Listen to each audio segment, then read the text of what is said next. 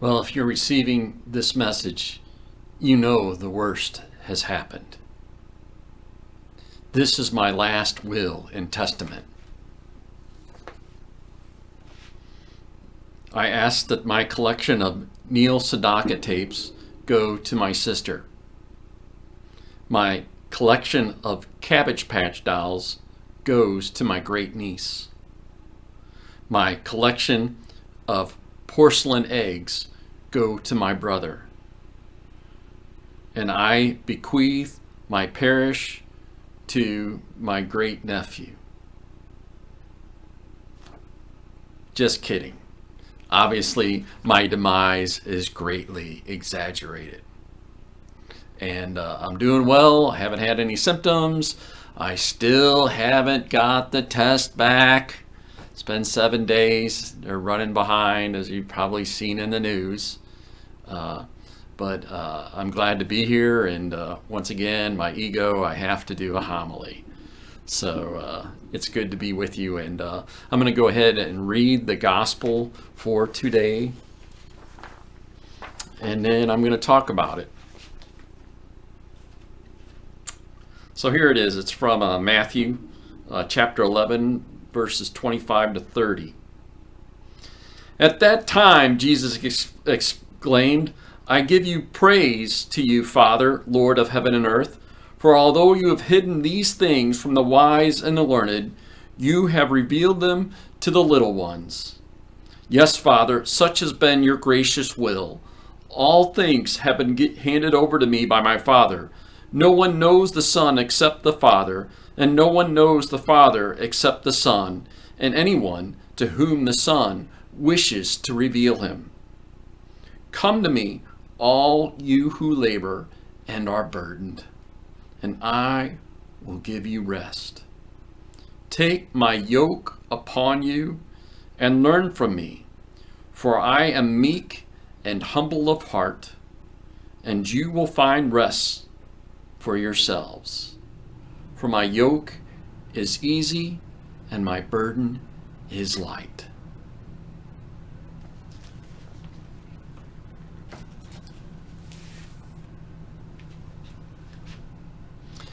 How heavy is your yoke? We all know what a yoke is. A yoke is a wooden harness that was connected to a plow in which the oxen would pull using the yoke. Now, who would make a wooden yoke? Who would do that? A carpenter, right? I believe that Jesus is using an analogy from his own life as being a carpenter. And he talks about the importance of the yoke. If you're a bad carpenter, the yoke is going to be too heavy and it's going to have sharp edges. Now, Jesus is the master carpenter. He is the master craftsman. And his yoke is easy and his burden light. It doesn't cut in to us.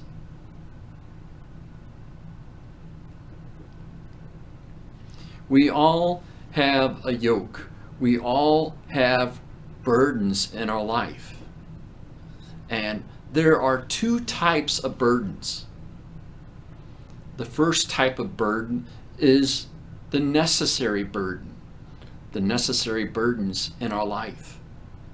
And the second type of burdens are the unnecessary burdens that we carry, that we do to ourselves. A lot of the unnecessary suffering in our world, in our life, is because we are running away from the necessary suffering, the necessary burdens that we are to carry. Jesus says that his yoke is easy and light. We are the ones who make it heavy. What are those unnecessary burdens in our life? One of the burdens in our life, one of the necessary burdens in our life is our work. And so many people think that we shouldn't work, that I shouldn't work, that work is wrong. And there's a lot of people who are out of work right now, and they will tell you otherwise. They will tell you that there's something missing in their life. They know that there's something missing in their life, that their life isn't being fulfilled. And I pray for you that you may find your work, your vocation. There is a satisfaction that will never be felt unless you do a job and do it well. I think about this and doing our work, and we celebrate the 4th of July. We celebrate our freedom. And there is a certain freedom to be experienced when we are living out our vocation, when we are living out building up the kingdom instead of tearing it down or avoiding it. You know, I think of the eagle that hasn't learned to fly yet. It's caged. And then there's the eagle that has learned to fly. And that eagle knows freedom. It is the same with our work. Now there's another unnecessary burden. The burden that comes from working ourselves to death. The reverse. Workaholism. And there's a problem. Most people that are dealing with this, they can't say one word. The word they can't say is no. No is an important word. No is a complete sentence. And people have a hard time with that. They feel guilty. There's only one person who can protect your boundaries, and that is you. No one else will do that for you. I know that there's a sense of pride in doing our work and feeling that like our work is really important, and I'm not saying that it isn't, but we also feel like we're the only one who can do it. And this even goes with being a caregiver. Another unnecessary burden we have is when we don't ask for help. People to help us in our work or to do some of the work that we're doing in our life. There is work that we need to do, and sometimes we have to work really hard. The season is a certain season where we have to work harder than others. But there is a sense in our life that we need recreation, recreation, things that will give us life. And that, a spiritual director told me that, sometimes Chris, people are going to tell you that you shouldn't get a day off. And what you need to tell those people is some people get 2 days off a week. That's wisdom that I've taken with me. Another unnecessary suffering, unnecessary burden in our life is when we fight God's will in our life. We want to do it our way, as Frankie says. We want to do it our way. But really, our way ends up being the hard way. God knows what's best for us. God knows what we really want, what we really need, what we really crave. It's only in doing God's will that we can find that. I never knew how much I needed friendship in my life. I didn't know how much I craved that, and how I filled it up with my will of all this junk that really kept me away from having deep relationships with people that were fulfilling. Or I didn't know how much I craved solitude, time to be with God.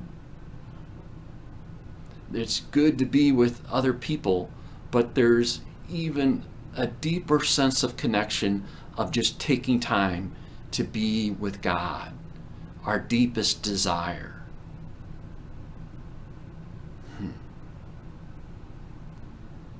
We look at that, and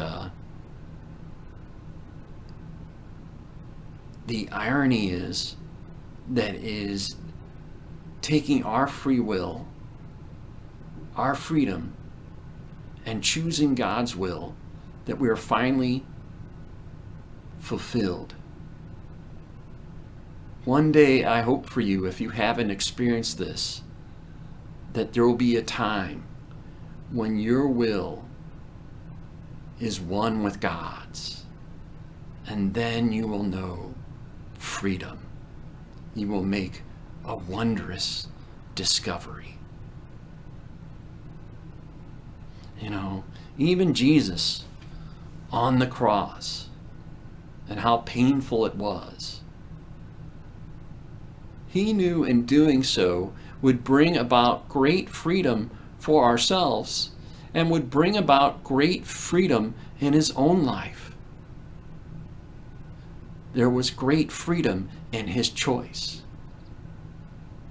Unless a caterpillar dies, it remains just a caterpillar.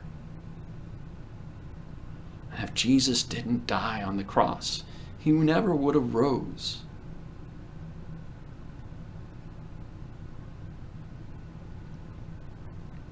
Jesus is the master carpenter. He is the one. He has crafted a yoke and a burden that is easy and light. Happy 4th of July.